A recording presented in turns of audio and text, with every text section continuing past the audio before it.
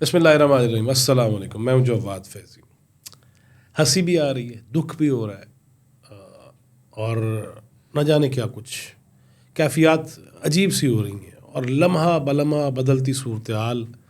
آئے دن نیا تماشا، نئی ڈگڈگی، بیرونی سازشیں، اندرونی سہولت کاریاں، اور پاکستان کو اس سطح پہ لے جانے کی کوشش جس کے بارے میں بزرگان یہ کہہ گئے کہ فتنہ ہوگا جو پاکستان کو خدا نخواستہ عصبیت، علاقائیت، مسلک، فرقہ واریت، اس کے جو سمپولیے ہیں وہ ڈسنے کی کوشش کریں گے. اللہ نہیں کرے گا، انشاءاللہ نہیں ایسا ہوگا.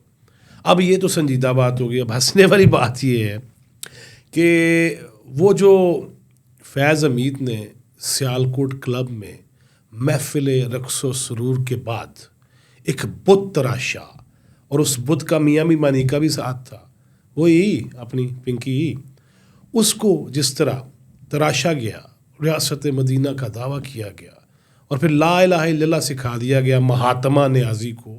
پورا کلمہ پڑھنے کی توفیق نہیں ہوئی، حالانکہ لا الہ الا اللہ اگر اسی کو سمجھ لیا جائے نا تو کیوں نبی آخر الزمان حضرت محمد رسول اللہ صلی اللہ علیہ وسلم ان پہ پتھر کیوں برسائے گئے، ان کی جو ہے مخالفت کیوں کی گئی؟ اس لیے کہ انہیں پتہ تھا کہ الہ کا مطلب کیا ہے. کوئی اور معبود نہیں، کوئی اللہ نہیں، کوئی اختیارات میں شریک نہیں، ہر چیز پہ وہ قادر ہے. پھر بت پہ آ جاتے ہیں. وہ بت تراشا گیا اور طے یہ ہوا تھا کہ ان کو روحانی کرنا ہے، اور پہلے بی بی کو روحانی کیا گیا. قندیل بلوچ ہو گئی، فراگوگی ہو گئی، یہ پورا ایک گینگ تھا سیالکوٹ کلب میں جب فیض حمید وہاں تھا، اور ساتھ مانیکا بھی وہاں پہ تھا، آفیسر تعینات تھا نا. تو پھر بیگمات دا کلب تو تمہیں پتہ ہے پھر کلب ہوئے اور پھر مزہ نہ آوے، ایک ہی ہو سکتا ہے. لہذا اسی مزہ مزی میں جو ہے وہ ریاست مدینہ اور مرشد اور آنیاں جانیاں اور پھر لا الہ الا اللہ کہنے والا اکٹھے. یار باقی عام لوگوں نے تو پاک پتن دے وچ اجازت نہیں ہے کہ بیبیاں اور بندے اکٹھے جان مزار تھے، لیکن یہ دونوں ساتھ لگ کے سجدے کر رہے تھے. چلے ادھر تو بھی لنگ جانے ہیں، چھوڑ دیتے ہیں، آگے آ جائے. اب وہی بی بی وہ یہ فلائنگ کیسز دیتے ہوئے نا اور تقریر کر رہی تھی، میں اکیلی کھڑی رہوں گی اور میں تنہا کھڑی رہوں گی، خان کو چھڑا کے لے کے جاؤں گی، خان کو ساتھ لے کے جاؤں گی. پھر کی ہوا؟ پھر انجنسی ایک تو اس نے یہ بیان دیا جو تازہ کہ میں رات 12:30 بجے تک ڈی چوک پہ کھڑی رہی. جھوٹ ہے، اس لیے کہ لوکیشن چیک کر لی جائے. 11:15 کے بعد بلو ایریا سے بی بی نکل گئی تھی، غائب ہو گئی تھی، اور 12:15 بجے اس کی گاڑی کی لوکیشن جو تھی وہ منال کی تھی. پہلا تو ہے جھوٹ. دوسرا وہ 4 سدہ میں گئیں، ایک بندے کو ₹1 کروڑ کا چیک. کس لیے ₹1 کروڑ کا چیک؟ سرکاری چیک. اور بی بی دے رہی ہو کس کو؟ مرنے والے کو. الزام یہ کہ لگی ہے جی گولی اس کو. اور نہیں، سنگجانی میں اسی پنکی پیرنی کی گاڑی سے ٹکر کے بعد وہ بندہ مرا، اور اس کو جا کے اپنی گاڑی سے ٹکر، اور اس تو بعد ₹1 کروڑ کا چیک. اب باجیدہ ہے، کتھوں آیا ہے، کس نے دیا ہے، کیوں کر دیا ہے؟ کیسے یہ ہو سکتا ہے کہ وہ خاتون جو گھریلو ہوا کرتی تھی، شکر ہے ان گھریلو نہیں رہی، ان گل بھی ہو سکتی ہے، وہ گھریلو خاتون چیک تقسیم کر رہی ہے. اگلی غلطی آ جانے ہیں. سول نافرمانی تحریک، اس کا اعلان ہوا.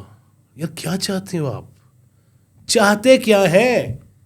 مسئلہ ہے کیا؟ آپ نے 2014 میں بل جلائے، تب کہا اوورسیز پاکستانیز کو کہ نہیں پیسے نہ بھیجنا، ہنڈی کے ذریعے بھیج دو، پاکستان کے زر مبادلہ ان میں اضافہ نہ ہو. ترسیلات زر سے یاد آ گیا، یہ بندے دے 2 ہی مسئلے نے، زر تے زن. پڑھ لے اس کی اپنی کتاب، ریحام خان کی کتاب پڑھ لے، جمائمہ کا بھی انٹرویو کر لے، پھر پیچھے چلے جائیں، سیتا وائٹ تک چلے جائیں جس سے بیٹی پیدا کی اور اس کو تسلیم نہیں کیا، اور کیلیفورنیا کی عدالت کا فیصلہ ہے. یہی وجہ تھی کہ جب یہ وزیر اعظم ہوتے ہوئے بھی امریکہ کے دورے پہ گیا تو مہاتما کسی ہوٹل میں نہیں ٹھہرا، پاکستانی ہائی کمیشن کی بلڈنگ میں ٹھہرا، کیونکہ ڈپلومیٹک اصول ہے کہ وہاں کا سفارت خانہ ہو، ہائی کمیشن ہو، وہ اس ملک کی پراپرٹی ہے. وہاں عام پولیس نہیں وہاں آ سکتی. یہ تو ڈر تھا. چلیں کیلیفورنیا سے آگے آ جاتے ہیں, پاکستان واپس آتے ہیں. اب انہوں نے کیا کیا, انہوں نے ہم جی سول نافرمانی کی تحریک چلائیں گے. اور مجھے جو پتہ چلا ہے, میرے ذرائع نے جو بتایا ہے کہ یہ سول نافرمانی تحریک کے چکروں میں بچوں کا مظاہرہ کرانا چاہتے ہیں. اب یہاں پہ ایک اور بات بھی سن لیجئے. ایک طرف سنی اتحاد کونسل, وہی سنی اتحاد کونسل جس کے اپنا سربراہ جو ہے فیصل آباد والا, وہ اپنی جماعت کی ٹکٹ پہ بھی الیکشن نہیں لڑا تھا, آزاد لڑا. ہو جی تو جماعت ہے سنی اتحاد کونسل کا پلیٹ فارم, اور لڑا آزاد. اور اس کے بعد یہ سارے سنی اتحاد کونسل والے ہو گئے, اور پھر مجلس وحدت المسلمین کا نام آیا کہ وہ بھی ہم ٹائٹل لے سکتے ہیں. اب یہ خوفناکی چیک کیجیے گا, یہ ایرانی انقلاب اور ایرانی تحریک سے ان کے ذہن میں کسی نے ڈالا, اور ڈالا کس نے؟ اس میں لابنگ فرمز ہیں, اس میں امریکن فرمز ہیں, اس میں انڈین بیٹھے ہوئے ہیں, اس میں بہت سارے ممالک کے لوگ ہیں جو پاکستان کے اندر کسی نہ کسی صورت وہ چاہتے یہ ہیں کہ کوئی ایسا فتنہ, کوئی ایسی تصویر, کوئی ایسا امیج سامنے آ جائے جو پوری دنیا میں یہ بتایا جا سکے کہ دیکھیں جی پاکستان میں انسانی حقوق کا مسئلہ ہے.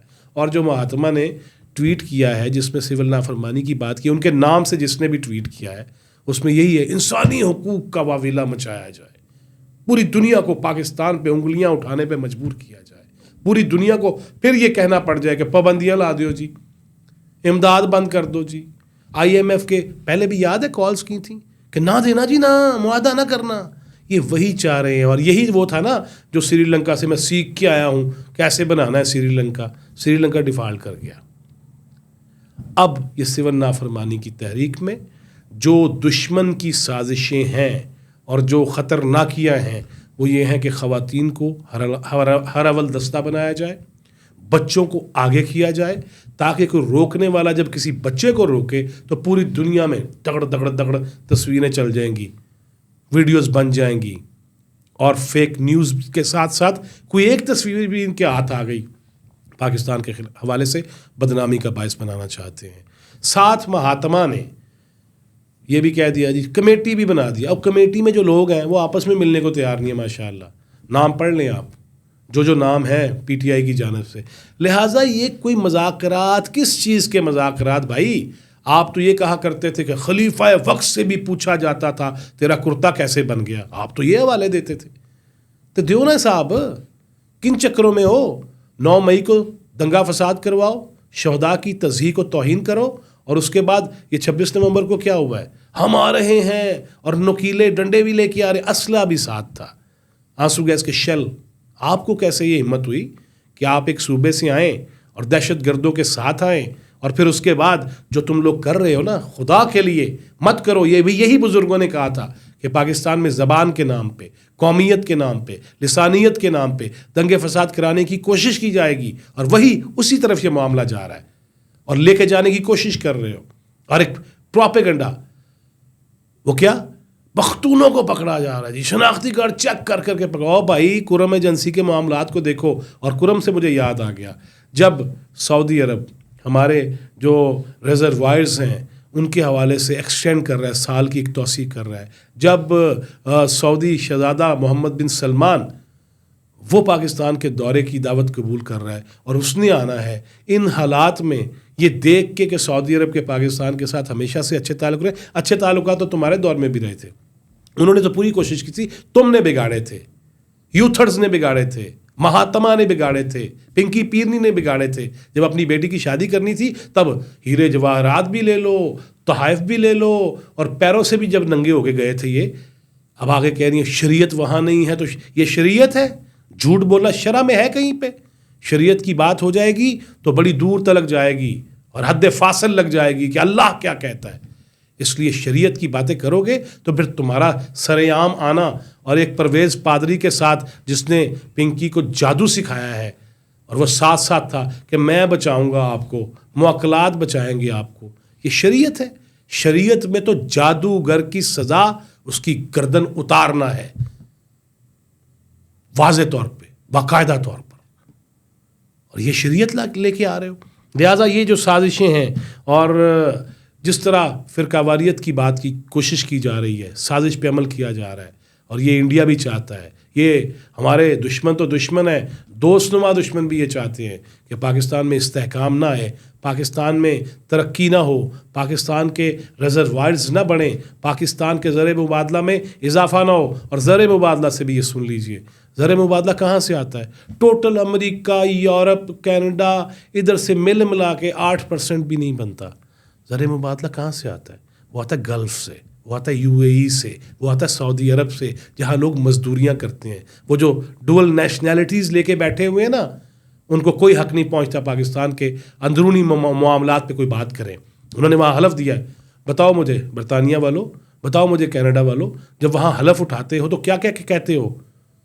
پہلے ملکہ اب بادشاہ کا آپ حلف دیتے ہو کہ اگر یہ میرا یہ چوزن کنٹری جہاں پہ میں آیا ہوں، جس کی نیشنلٹی لے رہا ہوں، جس کا حلف اٹھا رہا ہوں، اگر یہ میری مدر لینڈ، اگر یہ میری جو ہے وہ اس ملک پہ جہاں میں پیدا ہوا ہوں، جہاں میرے ماں باپ کی قبریں ہیں یا وہ زندہ ہیں، وہ بیٹھے ہیں، اگر یہ ملک حملہ کرے گا تو میں اس ملک کا ساتھ دوں گا.